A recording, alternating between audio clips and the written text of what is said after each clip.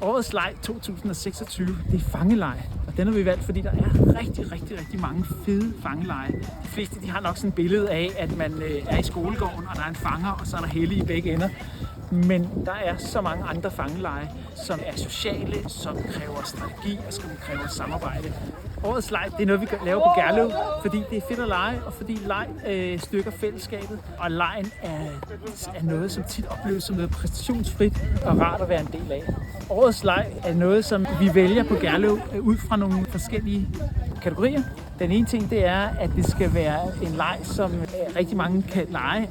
Det skal være en leg, som kan leges i rigtig mange varianter, sådan så man kan lege den med forskellige forudsætninger i forskellige sammenhænge, udendørs, indendørs, i store grupper, i små grupper. Og så leger vi også årets leg ud fra en kategori om, at det skal være sjovt. Så glæd jer, årets leg er fangeleg.